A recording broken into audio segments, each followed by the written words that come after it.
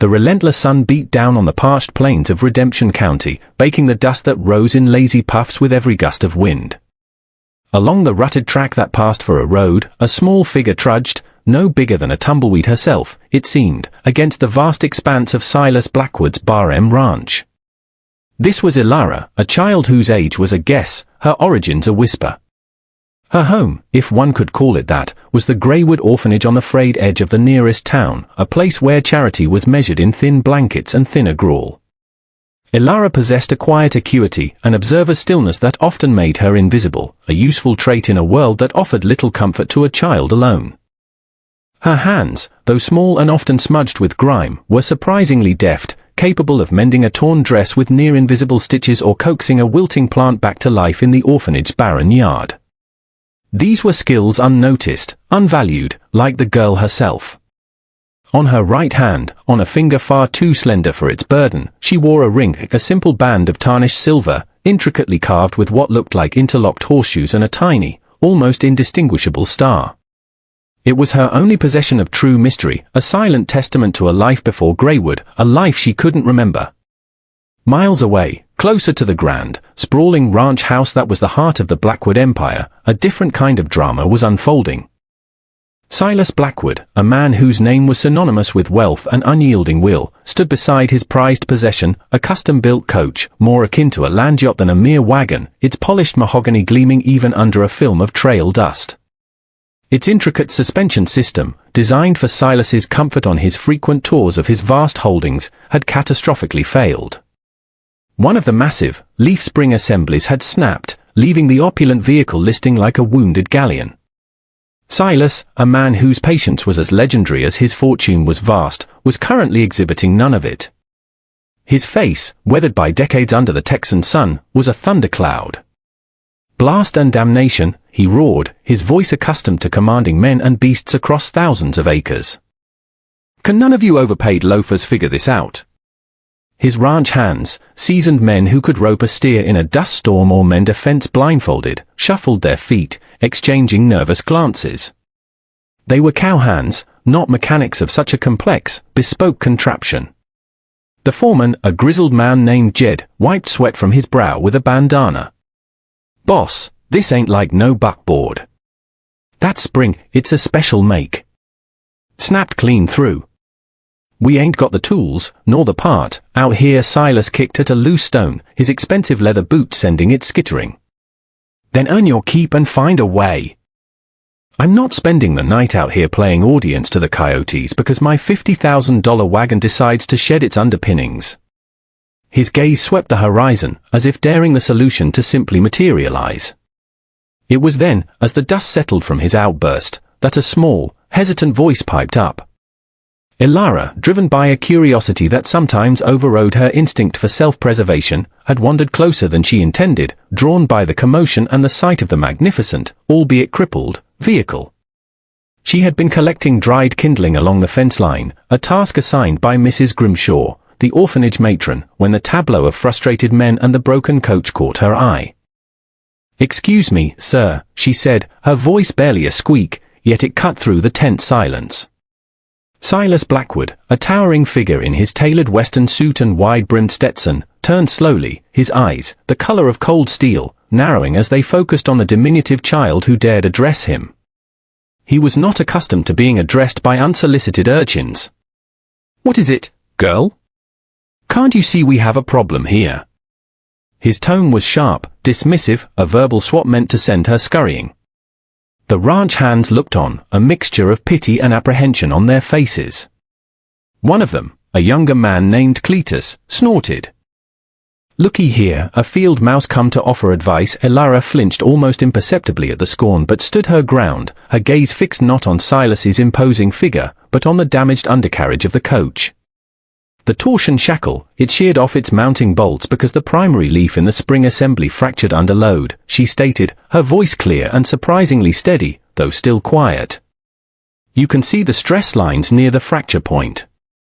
It wasn't just a sudden break, it was fatigued." She pointed a small, dirt-stained finger towards the mangled steel.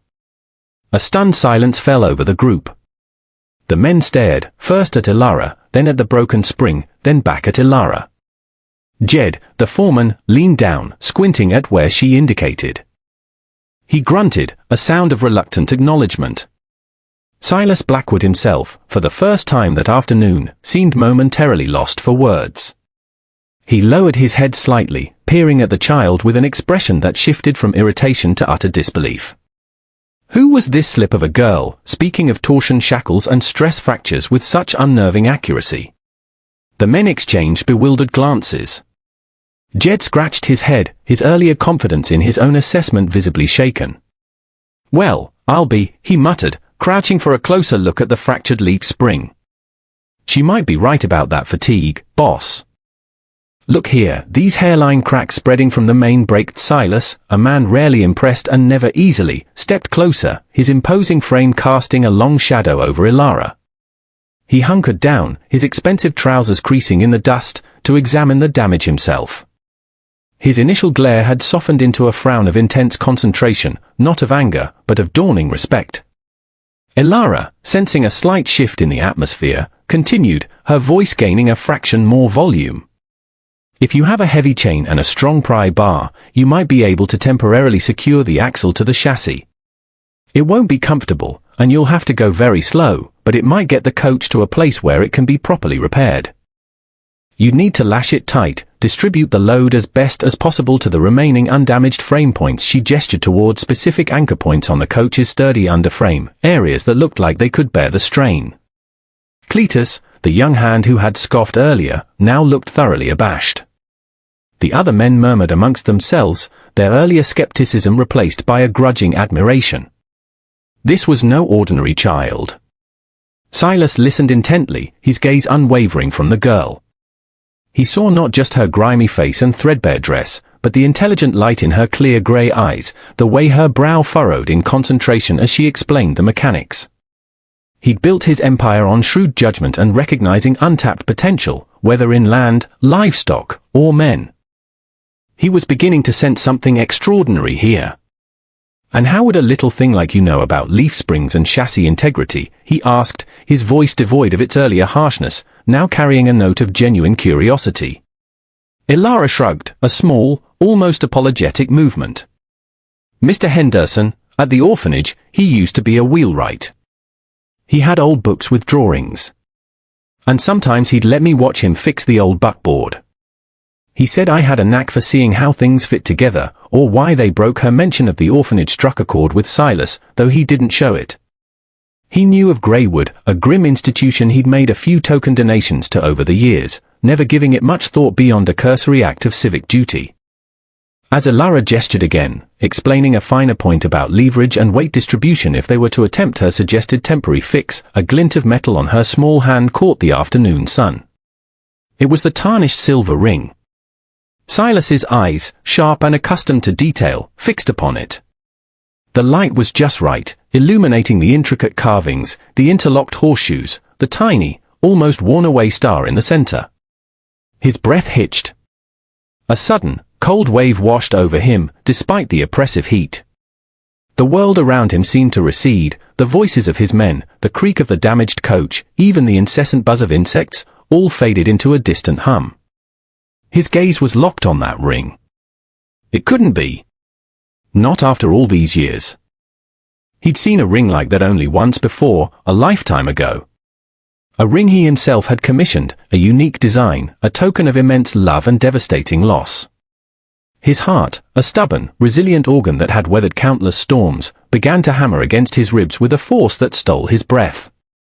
He straightened up slowly, his eyes never leaving Ilara's hand. The mechanical problem with his coach, moments before the most pressing issue in his world, was suddenly, shockingly, insignificant. A tremor went through him, a tremor not of anger or frustration, but of a hope so profound and terrifying it threatened to unmake him. He reached out, his large, calloused hand trembling slightly, and gently took Ilara's smaller one. "Child," he said, his voice raspy, unfamiliar even to his own ears. Where did you get that ring?" Ilara looked up at him, surprised by the sudden change in his demeanor, the raw emotion that now filled his eyes. She looked down at her hand, at the familiar weight of the silver. "I don't know, sir," she whispered, a little frightened by his intensity. "I've always had it. As long as I can remember, always." The word echoed in the cavern of Silas's memory, a hollow, painful sound. For him, always had been the length of time he had mourned, the length of time he had lived with a gaping void in his soul. The coach, for the moment, was forgotten. Silas Blackwood, a man who commanded fortunes and ruled a vast swathe of Texas, found himself utterly fixated on a little orphan girl and the tarnished piece of silver on her finger. He gently turned her hand over in his, examining the ring more closely. The craftsmanship was unmistakable, the design unique, a pair of horseshoes, one facing up for luck, the other down, as his beloved Eleanor had insisted, to pour out blessings on others, and the tiny, 5-point star nestled between them, representing their shared dream, their guiding star. He had given it to Eleanor on their 5th anniversary, a custom piece from a master silversmith in San Antonio, long since passed. And Eleanor had been wearing it the day she and their infant daughter, Lily, had vanished on a journey to visit her ailing sister. A flash flood, they'd said. No survivors, no carriage, nothing ever recovered except a single, shattered wagon wheel miles downstream. Grief had nearly broken him then. He'd poured all his energy into building his empire, a monument to his sorrow, a distraction from the hollowness within. Now, this child, this Elara, with her uncanny knowledge and her quiet strength, wore its twin, or perhaps. "I've always had it," she'd said. Silas looked into her earnest grey eyes, searching for a flicker, a hint of a memory that wasn't hers. "You don't remember anything before the orphanage? No family? No one who might have given it to you?" Elara shook her head, her small face clouded with the familiar ache of not knowing. "Mrs. Grimshaw says I was found. Just left on the steps. With a blanket and this ring. I was very small," she said. "Too small to talk or say my name, left on the steps. With this ring." Silas felt a dizzying vertigo. Could it be possible? After all these years? The timeline, it was plausible. Lily would have been just an infant. If someone had found her, saved her from the flood, perhaps injured and unable to care for her themselves. "What is your name, child?" he asked, his voice softer now, threaded with an emotion he hadn't allowed himself to feel in decades. "Elara, sir, Elara." Not Lily. But names could be changed, given. The ring, however, the ring was a constant. It was a tangible link to a past he thought was buried forever beneath the silt and sorrow of the Brazos River. He looked at his foreman, Jed, whose weathered face was a mask of confusion and concern. "Jed," Silas said, his voice regaining some of its customary authority, though edged with a new urgency. "Get this coach secured as the girl suggested. Take it to Miller's workshop in town. I have other business to attend." As he turned back to Elara, his expression a mixture of awe, hope, and a terrible, burgeoning fear of disappointment. "Elara," he said, "I would like you to come with me. I need to speak with Mrs. Grimshaw at the orphanage." The journey to Greywood Orphanage was made in stunned silence, at least on Silas's part. He'd instructed one of his men to fetch a more robust, if less comfortable, buckboard. Elara sat beside him, small and quiet, occasionally glancing at the powerful man whose entire demeanor had shifted so dramatically. She clutched the hand that wore the ring, suddenly self-conscious of the piece of metal that had, in a few short moments, transformed her from an insignificant dust sprite into an object of intense, almost unnerving, scrutiny.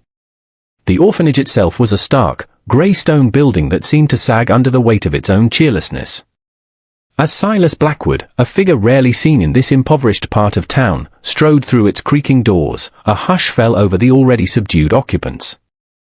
Mrs. Grimshaw, the matron, a woman whose face seemed permanently pursed in disapproval, emerged from her small office, her expression shifting from surprise to a calculated deference upon recognizing their visitor. "Mr. Blackwood, to what do we owe this unexpected honor?" she asked, her voice thin and reedy. Silas wasted no time on pleasantries. "Mrs. Grimshaw, I'm here about this child, Elara." He gestured towards the girl, who stood slightly behind him, looking even smaller in the gloomy hallway. And specifically, about this ring, he gently took Ilara's hand again, showing the ring to the matron. Mrs. Grimshaw peered at it through her spectacles. Ah, yes. The ring. She's always had it. Came with her, it did. Along with a rather fine wool blanket, though threadbare. That's all we know. Her tone was flat, matter-of-fact, as if discussing inventory. And when exactly did she arrive? Silas pressed, his gaze intense. Let me see. Mrs. Grimshaw shuffled back into her office, emerging a moment later with a dusty ledger. She ran a bony finger down a page. Ah, here we are. Ilara. No surname. Left on the doorstep, morning of April the 17th, 22 years ago. Estimated to be around a year old, perhaps a little less. Found by old Martha, the cook at the time 22 years ago. April. The flash flood that had taken Eleanor and Lily had been in early April, 23 years ago. Lily had been just shy of her first birthday. The dates aligned with terrifying precision. If Ilara was estimated to be about a year old when found, 22 years ago, she would be 23 now. Silas felt his blood run cold, then hot. Was there anything else? A note? Any distinguishing marks on the child? Mrs. Grimshaw sniffed.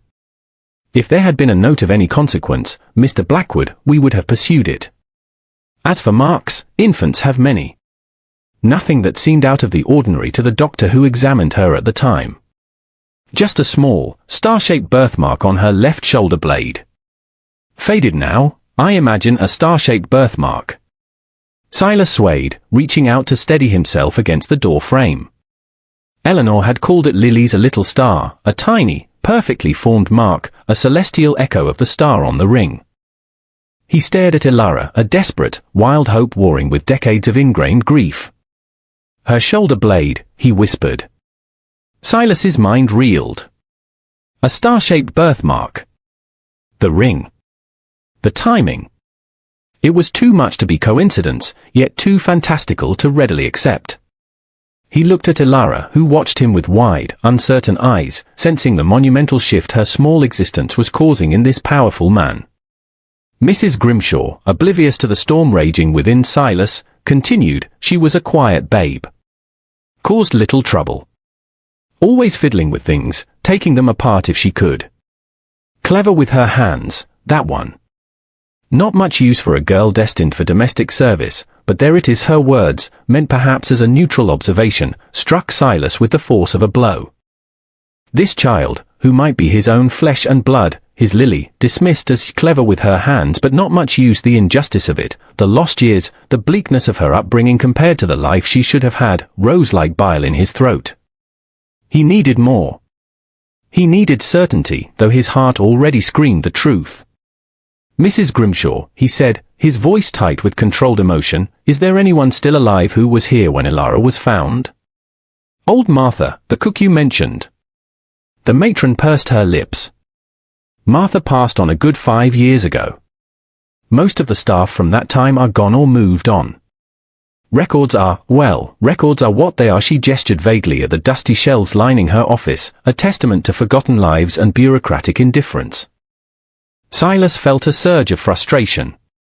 He turned his attention back to the ring. This silversmith, he thought aloud, the one who made this ring, his mark might be on it. Or he might remember the commission. It was a long shot. The silversmith, if he was even still alive, was in San Antonio, a long journey.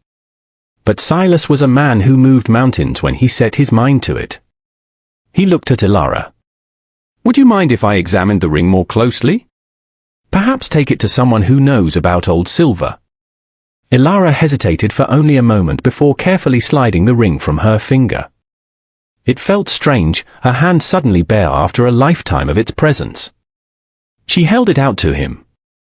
It's all I have of before, she said softly, a hint of vulnerability in her voice.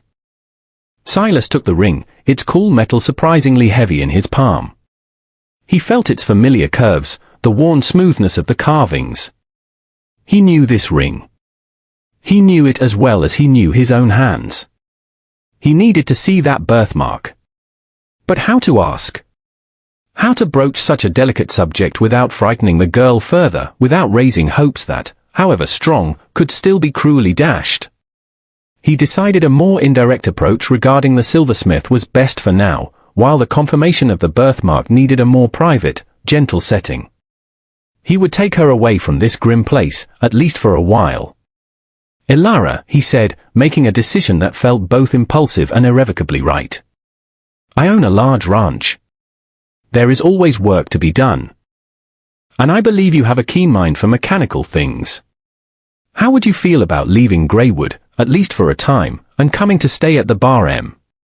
We can look into this ring further." "And you deserve better than this," Mrs. Grimshaw gasped, her eyes widening. "Mr. Blackwood? That is highly irregular. She is a ward of the county until she comes of age or is suitably placed." Silas fixed her with a steely gaze. "I am one of the county's largest benefactors, Mrs. Grimshaw. I believe my suitabilities will not be questioned if I choose to offer a promising young woman an opportunity for honest work and a better life. I will handle the necessary arrangements." His tone brooked no argument. He turned back to Ilara, whose eyes were now shining with a mixture of disbelief and a fragile, burgeoning hope. "What do you say, Ilara?" She could only nod, a lump forming in her throat. The Bar M Ranch. It was a place of legend, a symbol of a world so far removed from her own reality that she could scarcely comprehend it. And yet, this man, the richest cowboy in the territory, was offering her a chance. Because of a broken wagon and a tarnished silver ring. The journey to the Bar M ranch house was a world away from the grim realities of Greywood. Ilara sat beside Silas in the buckboard, the vast, rolling acres of his land stretching out before them like a painted canvas. The ranch house itself was an imposing but welcoming structure of stone and timber, nestled in a valley with a clear stream running nearby. It exuded an air of rustic grandeur, of wealth hard-earned and deeply rooted in the land. Mrs. Travers, the housekeeper, a kind-faced woman with silvering hair, greeted them at the door, her expression one of polite surprise at the sight of the small, plainly dressed girl beside her employer. Silas, with a curt explanation that left much unsaid, instructed Mrs. Travers to prepare a room for Ilara and find her some suitable clothing. "And ensure she is comfortable," he added, a protective note in his voice that did not go unnoticed by the astute housekeeper. Once Ilara was settled, looking bewildered but clean in a borrowed dress many sizes too large, Silas retreated to his study, the ring clutched tightly in his hand. He needed to think, to plan. The birthmark was the next crucial piece of the puzzle. He sent a message via his fastest rider to Dr. Armitage, the old-town doctor who had served Redemption County for over 40 years, requesting his discreet presence at the ranch. While he waited, Silas stared at the ring. He pulled out a magnifying glass from his desk drawer and examined it minutely. There, on the inside of the band, almost invisible to the naked eye, was a tiny, stamped insignia, a stylized A.S. Antonio Silva. The San Antonio silversmith. He was long gone, Silas knew, but his son had taken over the business.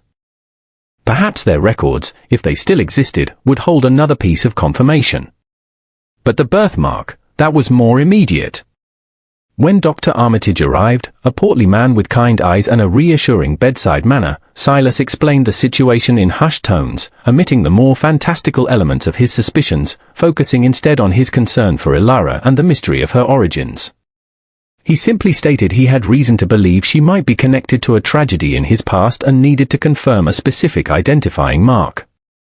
The doctor, a man of discretion and compassion, listened patiently.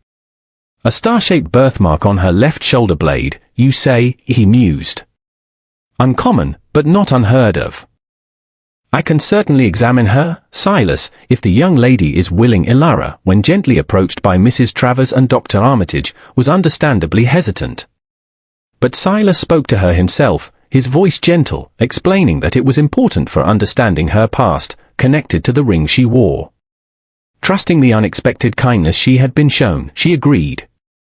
In the privacy of her new room, with Mrs. Travers present, Dr. Armitage conducted a brief, respectful examination.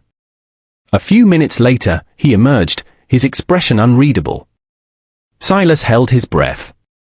Dr. Armitage looked directly at Silas. "Well, Silas," he began slowly, "the young lady is in good health, though clearly undernourished for some years. And yes, there is indeed a small, faded, but quite distinct stellate pigmented lesion, the star-shaped birthmark, precisely on her left scapula." The world tilted for Silas Blackwood. The air rushed from his lungs. It was true. All of it. The ring, the timing, the birthmark. This was no mere coincidence. This was a miracle, a cruel jest of fate turned into an impossible second chance. Lily. His Lily. Standing right here, in his house, after all these years. He sank into the nearest chair, the powerful rancher suddenly looking old and vulnerable. Tears, emotions he had suppressed for more than 2 decades, welled in his eyes. He didn't try to stop them. Through a watery haze, he saw Ilara, Lily, being led back into the study by Mrs. Travers. She looked at him with concern, her brow furrowed.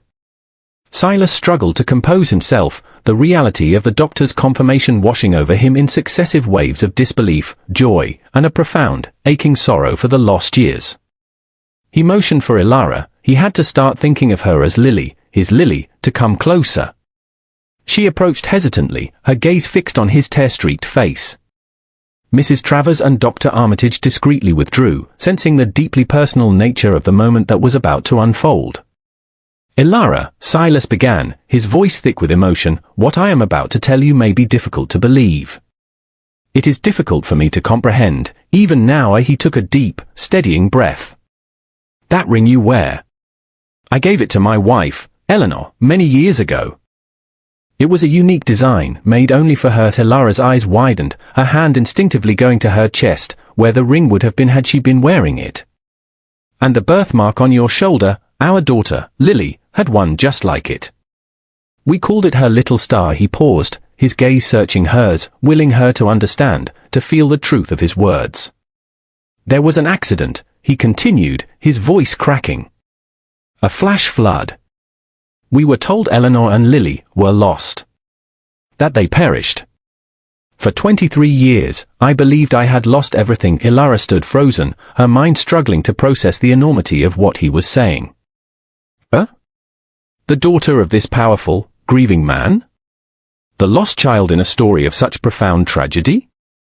It felt like a dream, a wild, impossible fantasy. "But how?" she whispered, her voice barely audible. "How could I have survived? Why was I at the orphanage?" Silas shook his head, his own question still unanswered. "I don't know all the details, child. Perhaps someone found you after the flood, injured, unable to identify you. Perhaps they were too poor or too frightened to come forward. They left you where you might be cared for, with the only link to your past they could provide, your mother's ring." He reached out and gently took her hands. "Your mother's name was Eleanor. And your name, your given name, is Lily. Lily Blackwood, Lily." The name felt foreign yet achingly familiar, like a half-remembered lullaby. Tears welled in her own eyes now, tears of confusion, of dawning understanding, of a grief she hadn't known she carried for a mother she couldn't recall and a life she never had. "My mother," she choked out. Silas nodded, his own tears flowing freely now. "She was the kindest, bravest woman I ever knew. And she would have loved you fiercely, just as I do." Lily, the name, spoken with such love and certainty, began to settle in her heart. He pulled out an old, leather-bound locket from his vest pocket, one he always carried. He fumbled with the clasp, his hand shaking, and opened it. Inside, on one side, was a miniature portrait of a beautiful woman with kind eyes and a gentle smile, Eleanor. On the other side, a tiny, faded photograph of a baby with a tuft of dark hair. "This was your mother," he said softly, showing her the portrait. "And this was you." Lily. Ilara stared at the images, her vision blurring. The woman in the portrait, there was a resemblance, a shadow of her features in Ilara's own face. And the baby, it was impossible to tell, yet a sense of connection, deep and primal, stirred within her. The story of her life, previously a blank page, was suddenly, overwhelmingly, being written. The days that followed were a whirlwind of emotion and revelation. Silas officially began the process of acknowledging Elara as his daughter, Lily Blackwood. The legalities were complex, but his influence and the undeniable evidence of the ring and the birthmark smoothed many paths. The news spread like wildfire through Redemption County, a tale so extraordinary it bordered on myth. The little orphan girl, who had so astutely diagnosed the problem with the richest cowboy's wagon, was, in fact, his long-lost daughter. It was a story of biblical proportions, whispered in saloons, discussed over general store counters, and marveled at in ranch kitchens. For Lily, the transition was overwhelming. From the stark anonymity of Greywood, she was thrust into a life of comfort and affection she had never imagined. Mrs. Travers fussed over her, ensuring she had beautiful new clothes that actually fit, and nourishing meals that made her realize just how hungry she had always been. The ranch hands, who had initially been stunned into silence, now treated her with a mixture of awe and adorning, protective affection. Cletus, who had once mocked her, was now her most devoted admirer, quick to offer a helping hand or a shy smile. Silas, however, was the anchor in her new world. He spent hours with her, sharing stories of Eleanor, painting a vivid picture of the mother she had never known. He showed her old photographs, Eleanor's cherished books, a pressed flower from their wedding day. He spoke of their dreams for the Bar M, their hopes for their child. And as he spoke, Lily began to see not just